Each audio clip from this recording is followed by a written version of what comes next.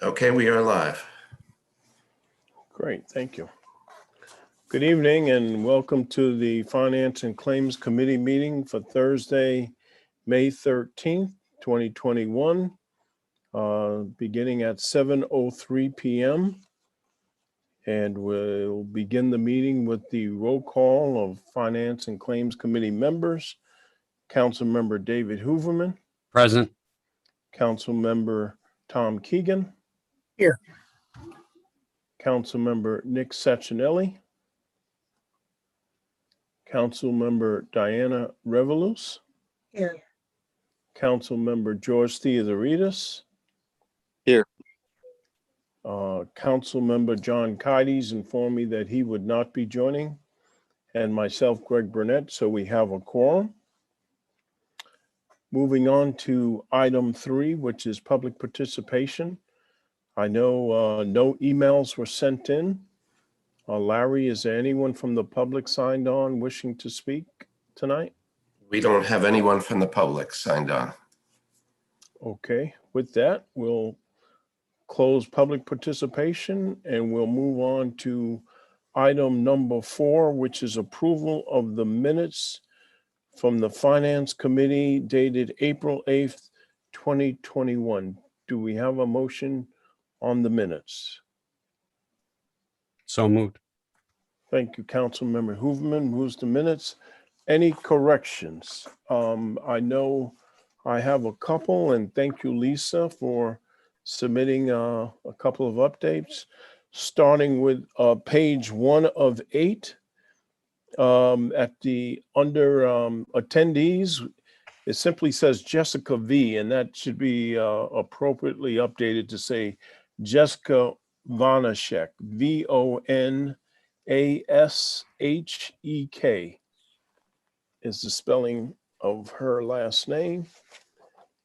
On page 2 of 8, the last paragraph,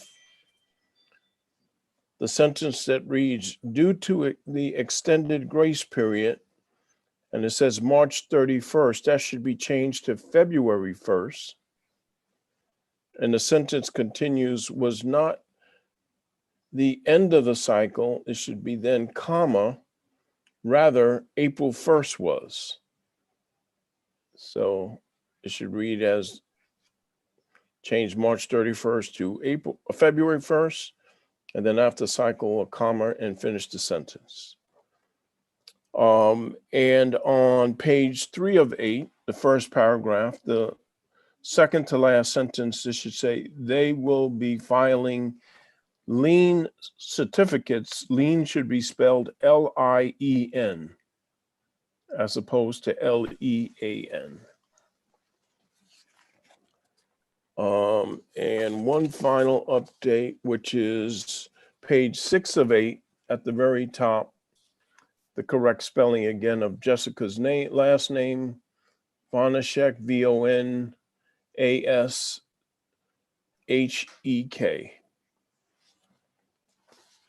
Did anyone have any additional corrections, modifications to the minutes?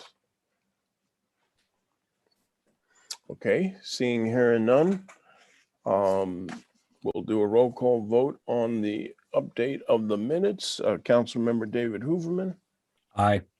Councilmember Tom Keegan. Yes. Councilmember Diana Revolus. Yes. Councilmember George Theodoridis. I abstain. George abstains. Thank you. And Greg Burnett is a yes, so the minutes are approved with the necessary corrections. Moving on to items 5, 6, and 7, which is the Claims Committee report, the narrative and monthly tax collectors report, and I'll turn that over to Lisa.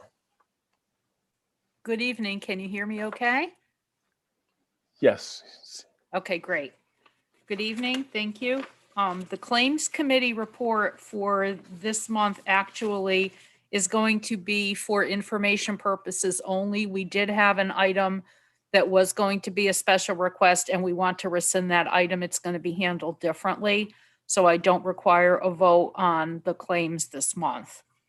In terms of the April end of month report and the narrative for you, there are a couple things I wanted to bring your attention to. As of the end of April, our current collections for taxes were at 98.52%, which is actually pretty good considering.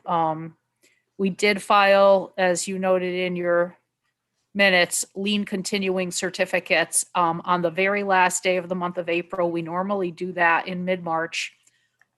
We filed about 200 fewer liens this year because we had longer due to that extended grace period, but we needed to get that over and done with. It's now been concluded. We're gearing up toward closing our fiscal year at the end of June, and also to billing the new taxes that were levied with the Board of Estimate and Taxation's meeting on the 3rd of May this year. So what we're now doing is we're getting ready to get that out. The elderly and disabled homeowner credit program that is administered by the city of Norwalk, and also the state program, both have a deadline of May 15th. So we're not really able to do anything relative to the billing until that application period is concluded, which happens at the end of this week. So my office is working with the assessor's office to get things in order. We generally get our tax bills in the mail by the middle of June, by like the second week of June. We don't see any reason why that should not happen again this year according to schedule, but I will keep you posted on that. In terms of the tax sale, we are better now than we were when I did this report earlier this week. We are at $4.7 million collected since November of 2019, which is when we started working on this sale.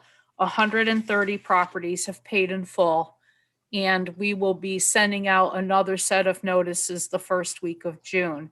We moved the date of the sale again. We moved it to September 20th because we realized it would really be too much to try to have mailings going out at the same time that our regular collection period is ending the end of July.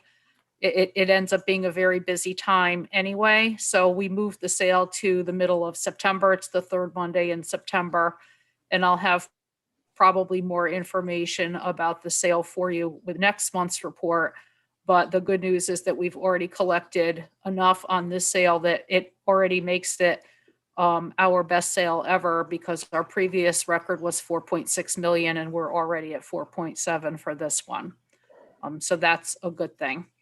And I would be glad to answer any other questions that you might have about enforcement, but it's just May and June are really our busiest time because we're closing one year out and starting the new one, but so far things are going very well.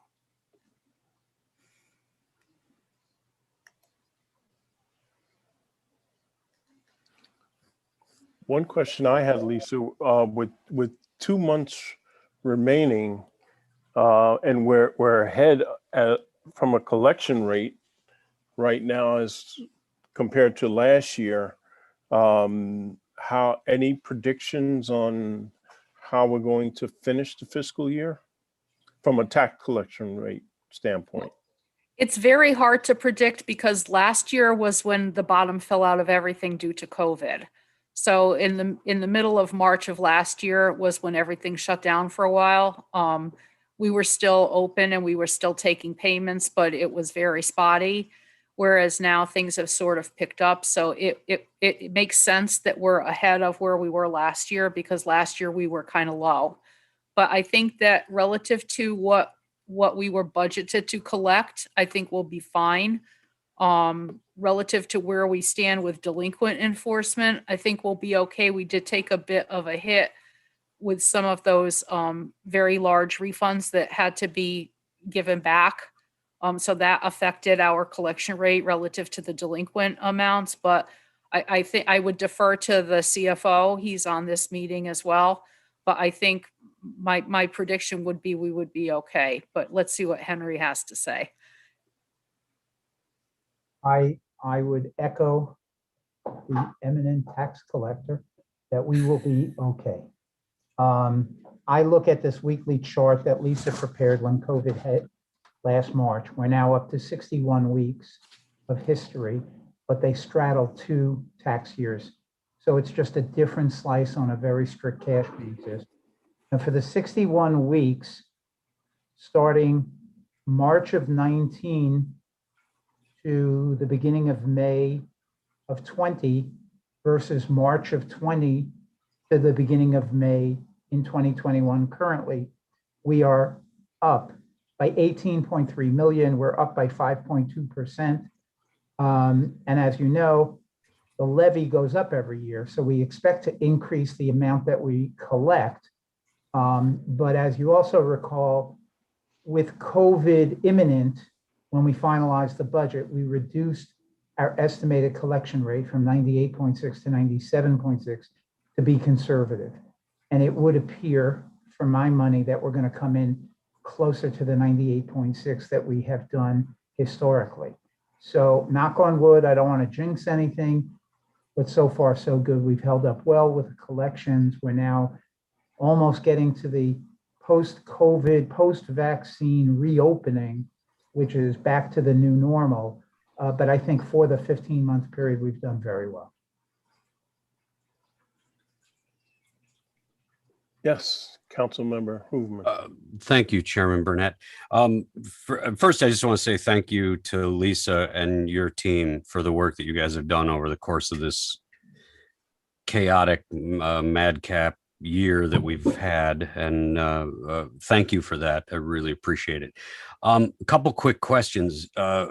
First of all, it's great news that we're on the pace that we're on. That's fantastic.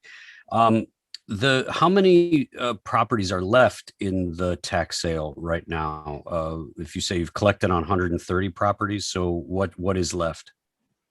Well, we started out with more than 200, but what we're doing is we're re-looking at the list because there were some that were kind of on the cusp of meeting the criteria. So we are reassessing where we were relative to what we want to bring in looking ahead fiscal year as well, because some of this revenue is not going to come in until next fiscal year. Normally what we do with the tax sale is our criteria is 3 or more years back, or it's an either or criteria, 3 or more years back or some dollar threshold.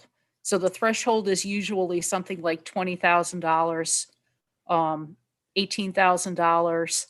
And we look at how many properties that ends up giving us. So I have to go back because we just filed our liens later this year. That also impacted because we cannot file a lien continuing certificate without giving the taxpayer notice first. So we had to go through a little bit of a longer process to get that done.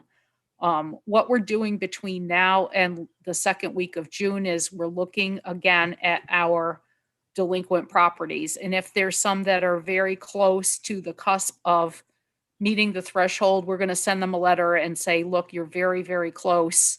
And we want to see how much more revenue that will bring in. But if you also have some people who've paid almost all of it and all they owe is a couple $1,000s, I'm probably going to pull those properties out because we haven't actually notices yet. So it's really hard to tell how many are going to be in it. Generally, when we start the sale, we start with about 200. So I think this time will be a little bit below that because we've already collected so much. It's hard to compare this year to prior years because the whole process was so drawn out due to that 1 year period where we really couldn't do anything because of COVID. And you will recall that the state basically put a moratorium on tax sales as a collection enforcement, and they would not let any tax collector proceed with the sale. So we just suspended all our activity on it for that time period until they allowed us to resume. But having said that, I just want to add something that Lisa educated me on. We did send out notices December-ish before COVID hit. And just by sending out those notices, people come and pay, even without going through the tax sale. So we did have benefit of notifying people, getting some of them to pay, even though we didn't execute the tax sale itself and have those costs. So in essence, we may have had a double year of the threat of enforcement of a tax sale with only one tax sale coming up this summer. So I think that has helped in our collections and maybe reduces the number of properties that end up at the official sale, but the dollars are coming in regardless. Okay. That's great news. You indicate, and maybe this is a Henry question or Lisa, you indicate in your narrative that you don't anticipate an extension of this year from the governor. Is that based on some, words out of Hartford, or is that just sort of looking at the way we're reopening at the end of COVID here and how things are going? Lisa, did you want to take that? Yeah, the Tax Collectors Association is in contact with the Office of Policy and Management in Hartford because we're overseen by them at the state level. And we've all been asking them for months, have they heard anything? Because we need to know so that we can do our billing the right way. And what we're hearing from them unofficially, of course, is that there hasn't been any word of any type of extension. The governor did extend for those towns that wished to take advantage of it, their timetable to put a budget together, which didn't impact Norwalk because we were on our own calendar and we did set our rates on the 3rd of May.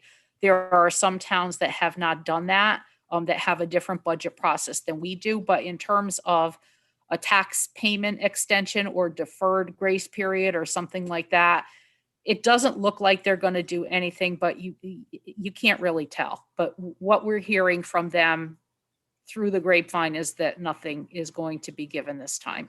Okay, thank you. One other question. I noticed in your narrative that the e-check cost has gone up. I think it was 99 cents before. Is that correct? And now it's $1.25. The e-check cost went up from 95 cents to $1.25, but the credit card rate went down. Oh, okay. So the credit card rate went down from 2.95 to 2.75%, which is going to be very helpful to the people who pay with a credit or a debit card.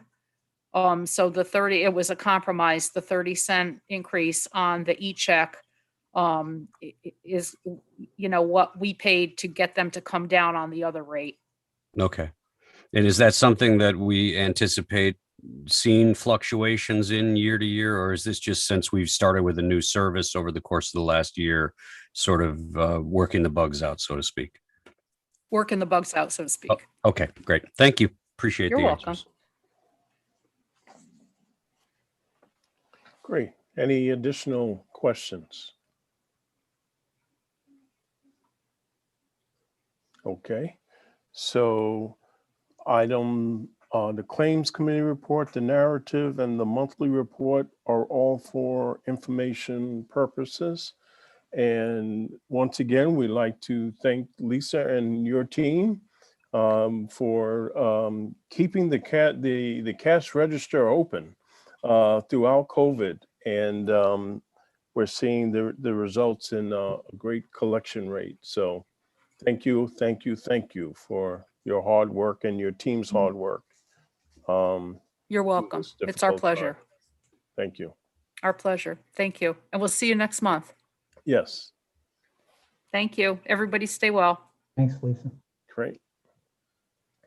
Okay, so with that, that moves us to item 8, which is received the Oak Hills Authority monthly financial statement for March 2021. And we have Mike DePalma from Oak Hills Authority on to share the information with us.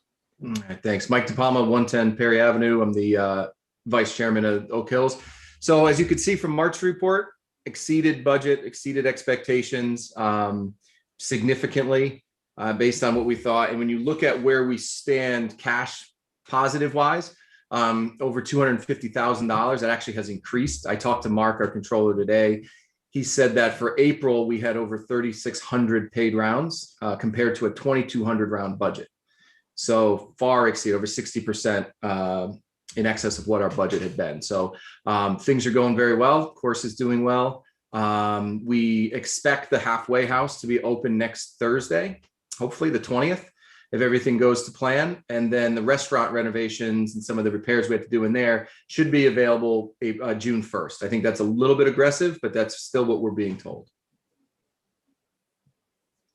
Any questions about where we stand? If you look at where we were last year, you know, with very little cash on hand, that was really pre-pandemic too. So that's what put us in such a bind last year. So we're pretty proud of the job of having this kind of cash on hand moving into this golf season.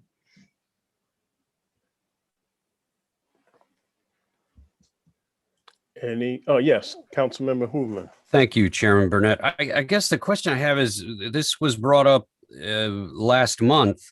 The restaurant and the vendor, did we determine whether that lease was supposed to come through the council? And have we seen the lease, and where are we at with the lease? I hear that you're having to do other repairs and certain things to the restaurant to get it up to par for the new vendor. Where does that stand? Yeah, so we did share the full agreement. I could share it again. I know I shared it with Councilman Kites, I believe Councilman Burnett. So at the time I was kind of filling in as the chairman when we were bringing this to vote. Our attorney said that we didn't have to get formal approval. We just had to notify the council. I know there's been back and forth. I have no problem bringing it to the council. I just don't know the process of that. I think the last I saw was 3 weeks ago. There was some back and forth between the two attorneys about what that meant, because the language was a little ambiguous when we redid that last restructuring of the agreement. So I have no problem. You just tell us how to do it, and I don't have any problem. But it has been circulated, the agreement, and it doesn't really have any. There was no language within there for the restaurant. So we had planned. We had to bring this up to code, but we had planned as a long-term plan to do some of these renovations. So it was independent of what that's being funded through the authority. Those repairs are not coming through the vendor. And how's that affecting your bottom line going into this year then? Yeah, so on the capital side of things, we were about $25,000 under budget fiscal year. Originally, when we started getting quotes for some of the repairs and things, we were looking at excess of 100,000. We have now brought that down, and we actually had a special meeting a couple of weeks ago to approve an additional $30,000, which essentially is for the reason we had to put that into the last fiscal year is because we had to get it done before as soon as possible to get the restaurant open. So that's essentially about, and it was really about 25. We put a little contingency in there, and thank goodness we did, because lumber prices are already going up. But it was about 30,000, which essentially would have been part of next year's capital request. We just had to do it ahead of time. So I know there was some reporting that it was an overage. It wasn't necessarily an overage, and we have plenty of cash on hand to absorb that. Okay, thank you. Yep. Just to add further narrative to the response, the city legal team, Darren Callahan, is working with Oak Hills to review the contract, and it will come to the council. As Mike indicated, it's somewhat unclear whether it's a review of the contract or an approval of the contract. But in either case, we will see the contract, in totality before everything moves forward. So Darren is working through that, and we'll bring it to our attention at the appropriate time. Yep. And if you wanted to see it ahead of, we could share that with you guys ahead of time. Well, obviously plenty of time to review it. It's no problem. Okay, any other questions for Oak Hills? Okay, great. Thank you, Mike, for the update. Appreciate it. Got it. Thanks, everybody. Have a great night. That moves us on to item number 9, which states the following: authorize the Mayor Harry W. Rilling to execute the grant assignment certification SFY 2022, assigning state of Connecticut 13B-38BB Elderly and Disabled Demand Response Municipal Grant Program appropriated funds to operations of Transportation Services Coordinating Entity, Norwalk Transit District, City of Norwalk General Fund, budget grants to Elder House, $18,000, and grants to the Norwalk Senior Center, $390,000 for fiscal year 2022.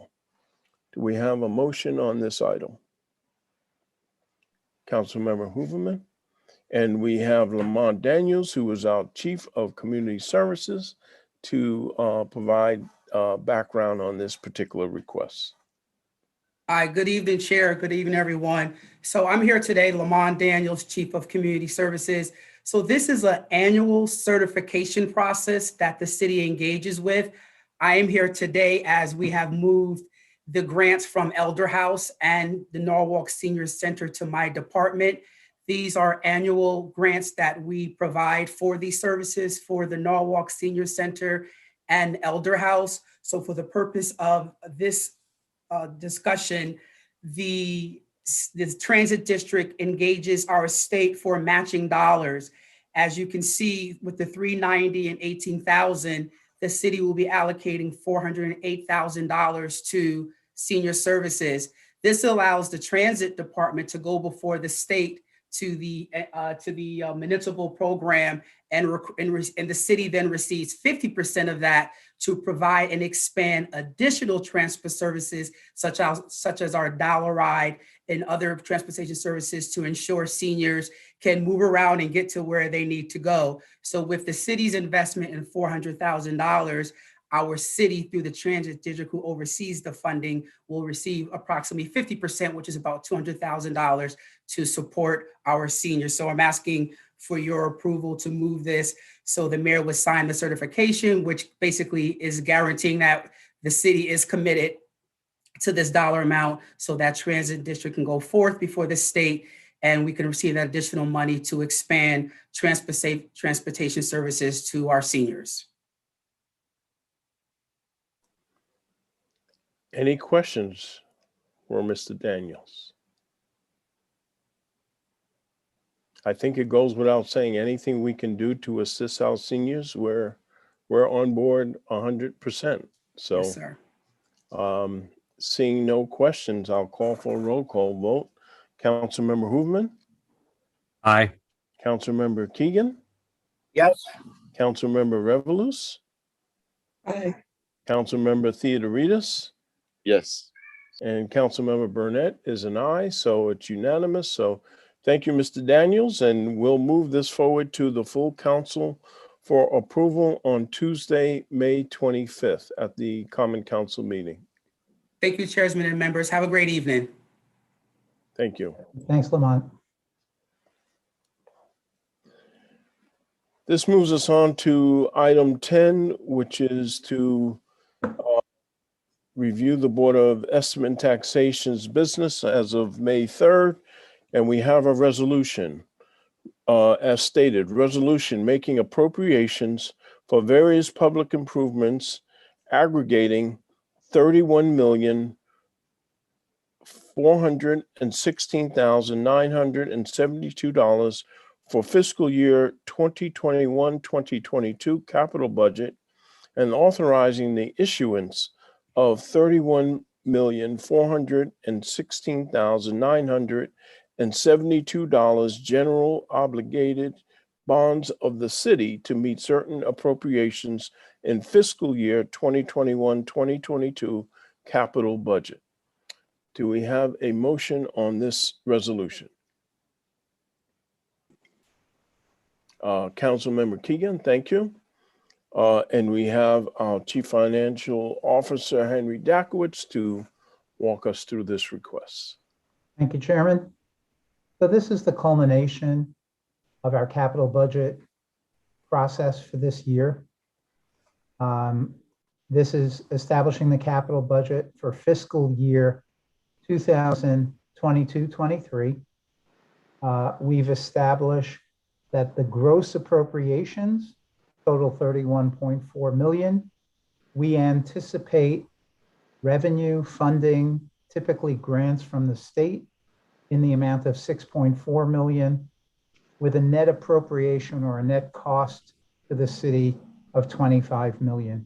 As is customary, we ask for the appropriation for the gross amount so that we can borrow up to that amount, and then we get the revenue back from those other sources. This is standard operating procedure that we do annually. Bruce Chudwick of our bond counsel, Shipman and Chapman, is here to make remarks, and we are both available for any questions. Bruce? Yes, thank you, Henry. Thank you, Mr. Chairman and members of the committee. I'm pleased to work with Henry and the rest of the staff to put together the bond authorization. And again, it's pretty much the same as the prior years in the way it's structured. Provides for the appropriation and bonding authorization for the $31,416,972, and the process that's followed by the city in order to do that, which involves the mayor and the comptroller and the chief financial officer and coordinating the sale. And then we go back to a committee that's established under the resolution consisting of the president and the majority leader and minority leader of the council, as well as the chairman of the finance committee. Any two of them can be on board for the sale when we go out and price the bond. So with this authorization in place, we'll work with Henry to gear up for a bond issue, which I think Henry will inform you is going to be a little bit earlier this year to try and catch a good favorable market and get the projects bonded and ready to be completed for the city. Thank you. I would, thank you, Bruce. I would just add that it should be recognized there's a bit of a disconnect from the authorization and the actual bonding.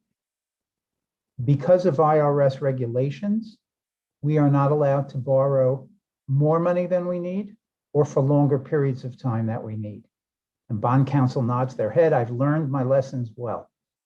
Consequently, there's a disconnect between the timing of the capital budget and when those dollars are actually going to be spent.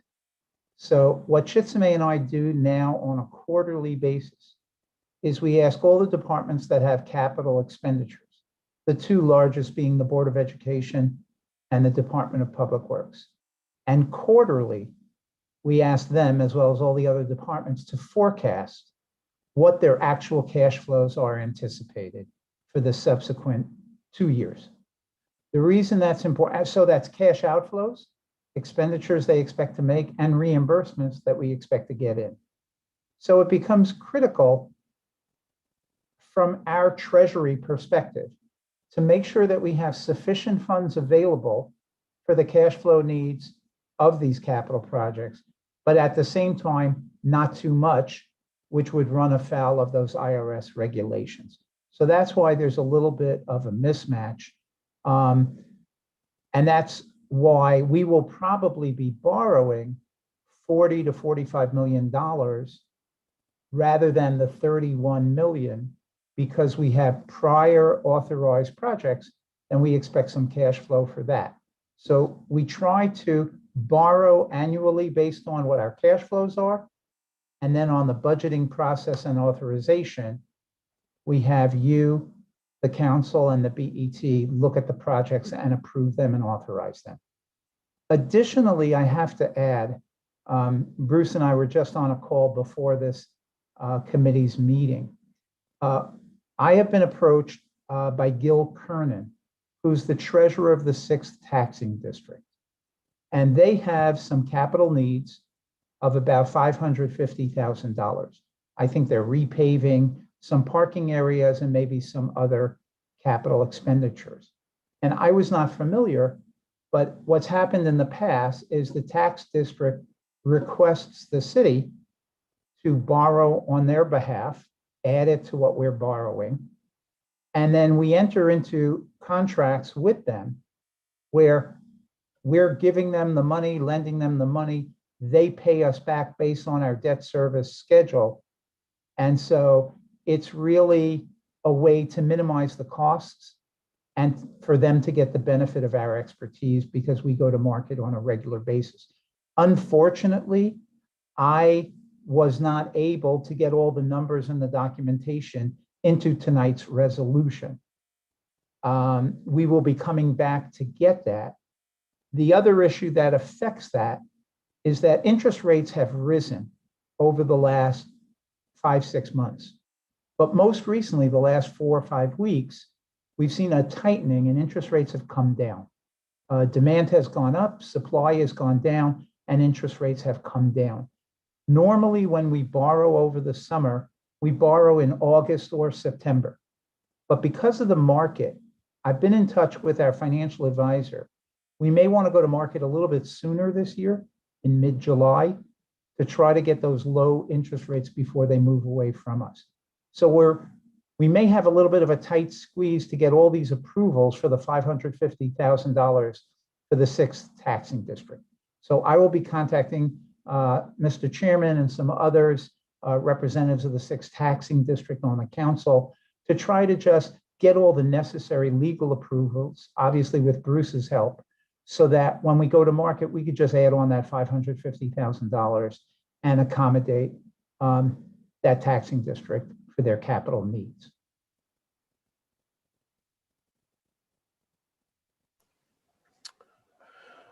Henry, could you shed some light on why this request is coming in at this period of time? Is this normal, or I did think it something happened. not take place that should have taken place? Well, in truth, Gil approached me maybe 2 months ago, and I was in the middle of the budget, and I was in consultation with the corporate counsel to say, what have we done in the past and how have we done this? I wasn't focused as much on approvals in how to get that done, and that's when Bruce got involved. And I think episodically, every so often, they don't borrow every year, but maybe every 5 years, when they have a capital project, they approach the director of finance or the CFO and say, here's what we're looking to do. We want to coordinate with you. Bill Lindsay has been our advisor for 19 years. Tom Hamilton has done this in the past when he was director of finance for the city. So it's nothing unusual. It just doesn't happen regularly. But when they have the need, we work and accommodate it. We do have outstanding loans where we've borrowed for them in the past. They are absolutely current. Chisme informs me that what they do is, let's say for a fiscal year, July through June, in August, they pay us all of the debt service payments for the whole year. So if anything, they are prepaying, and the cash flow, we're not chasing them. It's very different from some of the other organizations that we might have worked with. So it's more a question of, I've never done this before for the city, and I just want to touch all the bases, make sure we do it properly, both from a legal point of view of approvals, contracts to protect the city, as well as not affecting the market and making sure we will be able to get the very good rates for all of the funds that we borrow. Thank you. Are you fairly confident that this will be the only outlier at this point? We're not anticipating any other entity coming to us before we go to prepare our bond sale? I would say that the window is closed. The window's closed, right? That's what I've contacted the financial advisor. We have 2 weeks lead time. I'd like to close around July 15th. So there's no break. I mean, we finished the budget. We said congratulations, and now we're rushing into raising funds. We need the full 2 months to orchestrate the legal documents, the official statement, Bruce's legal review, working with the underwriters, figuring out what's the best way that we could borrow this money. It's not a huge amount of money to the market. It's not 500 million, $1 billion, but it's significant to us. But that's another reason why we think we can get a very good rate, because given the anticipation of increased tax rates on high income individuals, especially in Connecticut, they're going to be looking for municipal tax-free bonds. We've seen those trends already. And so I believe in the state of Connecticut, we're a AAA rated credit. We're very attractive. June 30th is a time when there are a lot of maturities. So investors have extra cash. So July is an opportune time where there's a demand supply imbalance. There's more demand than supply, which drives down the interest rates. And that's why I'd like to work a little bit faster in these very, very uncertain times.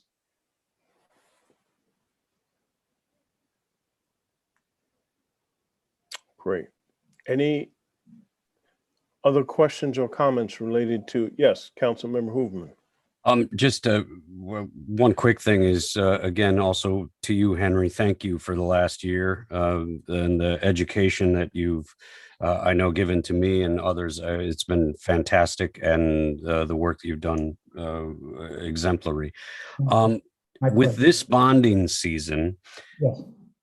where does this put us? You say you're probably looking at around 45 million when you Right. look at the previous year's obligations as well. Where does this put us with regards to our sort of outlook, borrowing outlook going forward? I know that you've been talking about us sort of hitting a ceiling and being very careful of that ceiling. And so I'm curious as to where you feel we're at going into this season, Okay. along with how the interest rates are looking as well. Right. Yeah, the reason I would go to the higher end is just because I think rates are going to be low, and we know we have a demand down the road. So you're trading off between issuing as many bonds at this low rate versus that IRS restriction of not borrowing too much or too early. Okay. Here's my quick rule of thumb. We have outstanding about $280 million of bonds. The financial advisor and I have estimated that we have a limit of 400 million. So we have about 120 million of capacity for new debt. My thought was that we borrow 4 years at 20 million and then 5 years at 8 million, and that gets us to the limit because we have so many projects. I know that many people want to get that done early. At the same time, we have about 20 million in old bonds that mature every year. It's technically, it might be 23 million and it slides down to 18 million over the next 6 years. So if I take 20 to 22 million of maturing, if I replace maturing bonds, the level of our debt does not change. So that's a freebie. We're replacing old debt with new debt. So if I take the 20 million of new debt based on slowly getting up to that limit, plus the 20 or 22 million that's maturing, I will raise the 42 million. The challenge is looking at those cash flow projections. And so hopefully that we have a balance.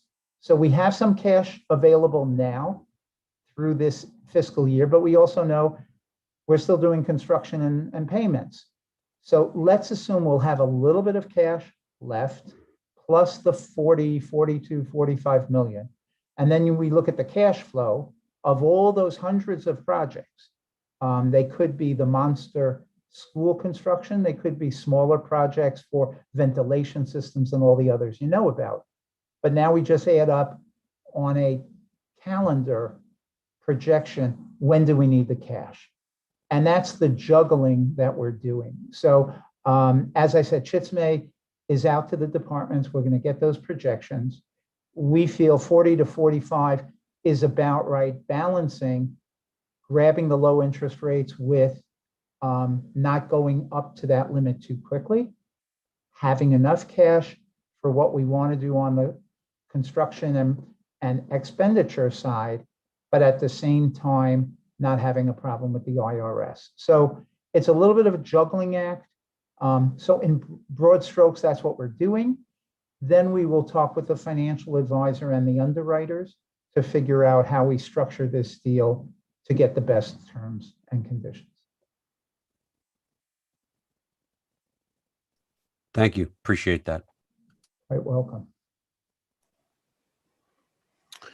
Okay, great. Any other questions or comments related to the capital budget appropriation? Okay, hearing seen none, I'll call for a roll call vote on this resolution. Councilmember Hooverman, Aye. Councilmember Keegan, Yes. Councilmember Revelous, Yes. Councilmember Theodoridis, Yes. and Councilmember Burnett is a yes, so it's unanimous. So we will move the resolution forward to the next Common Council meeting on Tuesday, May 25th for council approval. Thank you very much. Thank you, Bruce. Thank you, everyone. Good night. Thank you, Bruce. That moves us on to the final item on the agenda, which reads as follows. Authorize the mayor to execute Amendment 1 to the master lease agreement for office copiers with TGI Office Automation to execute a 4-year extension to the master agreement for a total amount not to exceed $268,505.21. Do I have a motion on this item? Councilmember Revelous, thank you. And we have Sharon Connors, who is our purchasing agent, to take us through this particular request. Good evening, everybody. Hope everybody's doing okay. So TGI Office Automation has been our service provider for all our leased office equipment for copiers. We call them multifunctional devices. They copy, print, and scan throughout our 8 locations within the city. They've been doing a great job, especially now during COVID. And we would like to extend our 4-year, put an extension to engage with them for another 4 years. So it kind of makes sense for at this point in time. Part of the implementation, when you put new machines into the environment, you have to look at the usage. So the small positive out of COVID is that people are working home, finding other creative solutions for printing or copying, and we weren't copying as much. So you need good data to really understand the throughput and get the right machines in the right places. So we basically reduced our copying and printing usage pretty significantly. But the question is this a short-term anomaly, or is it really the long-term anomaly, right? We're going back to work full force on the 20th. We would like to continue working with TGI to monitor our current environment to see, have these new machines put in place to see if this is a short-term effect or a long-term effect. But I think between people are working smarter, I think it will be a good reduction in usage, meaning on the print side, but again, it's hard to tell, but so we like to continue our partnership with them to extend our next 4 years with them versus going on to RFP. Thank you, Sharon. Any questions on this item for Sharon? I guess I have one question. Do we have any flexibility in this extension that if we do see a reduction, like if it's not just a one-time thing, if we really do see a reduction in our usage, to renegotiate in any way, or are we kind of locked into what it is for the next 4 years, regardless of our usage pattern? That's actually a good question. I will take that note and get back to everybody. Typically, you can redeploy a machine to another department. We actually did that when TMP moved downstairs from DPW. DPW had, I consider one too many machines, so we just actually redeployed one of their machines down to the new location at TMP. So you can redeploy. It is like a typical lease agreement. There could be penalties to that if you exit out early on certain pieces of it, but I will look into that further to see if we can reduce the machine count if necessary.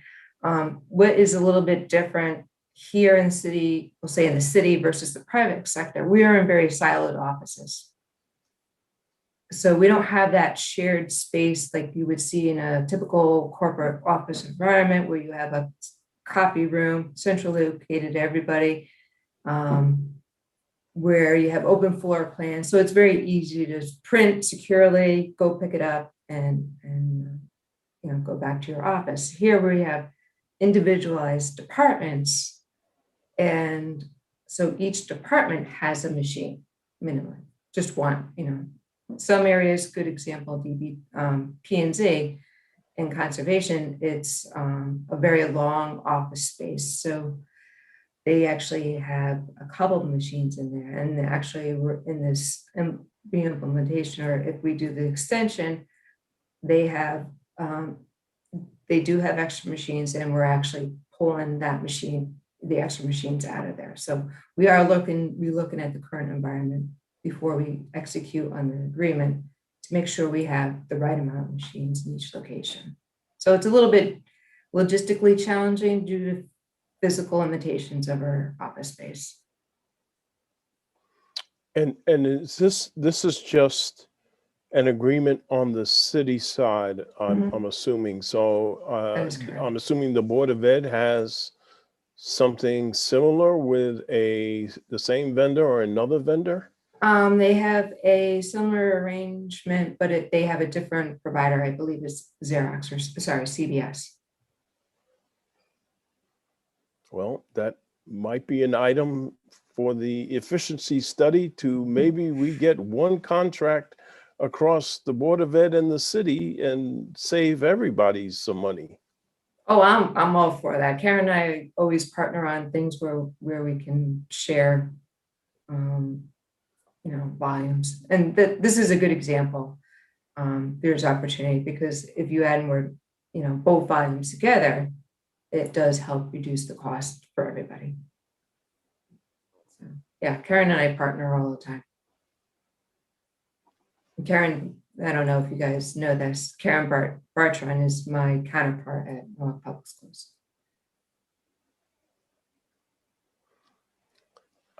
I saw Henry take a note to Henry, so I think we're okay.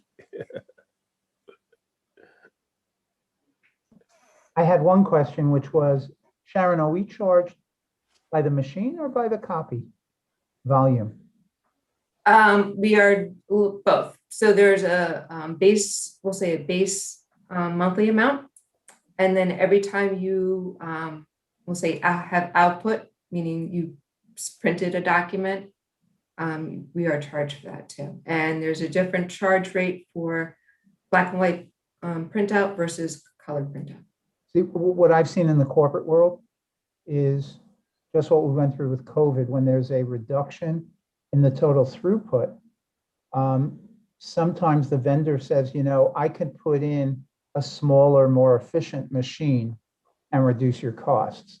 So it's not just the number of machines, but it might be how big and sizable and that sort of thing. So, but I'm sure you work through all those details. Yeah. I just heard the words efficiency study, Greg, and I just perk up. I know, I saw your spider senses just start to tingle. Councilmember Revolus. So this is a copy center person in me. When with those contracts, usually a decrease in copies usually causes an increase in costs normally. Is that not the case here? Because usually the more the merrier when it comes to print costs. Is that at all is that a situation here in these contracts at all? No, it's a flat rate. Doesn't matter. It's a rate specified for each machine type. I am familiar what you're talking about in my former private role a long time ago. They had threshold tolerances that if you exceeded that, then it was going to be a different rate. It is a flat rate for black and white. Doesn't matter what machine we have, and it's a flat rate for color. So it's, okay, it's I think you answered my question perfectly. I just want to make sure I asked it correctly. Yeah. I'm talking about with the rate change, if the quantity amounts put out decrease, because it usually increases per page, especially when you're getting a charge per page on top of a rental cost for the machine itself and then toner, whatever. But per page, if the count goes lower, that, like, let's say 8 cents for 100, you go 50, now it becomes 12 cents. That's what I mean. Yeah, no. Okay, it's- so I'm asking it correctly. Okay, cool. Thank you. And then I think you mentioned about toner and all that. Toner repairs is all part of the monthly rental fee. Yeah, okay, thank you. Okay, any other questions or comments? With that, I'll call for a roll call vote on this item. Councilmember Hooverman, Aye. Councilmember Keegan, Yes. Councilmember Revelous, Councilmember Theodoridis, Yes. and Councilmember Burnett is an aye, so it's unanimous. So Sharon will move this forward to the next council meeting on Tuesday, May 25th for council approval. Not contingent on this vote, but if you can get us information on that, the flexibility that we have with this contract, that would be great, just as FYI information to have. Will do. Great. Okay, with that, motion to adjourn. Councilmember Revelous is waving. All those in favor show by a hand vote. Okay, it's unanimous. Everyone have a great. Have a good weekend, everybody. Thanks, everybody. Thank you. Good weekend. Bye-bye. Great, Bye-bye. great rest of the evening.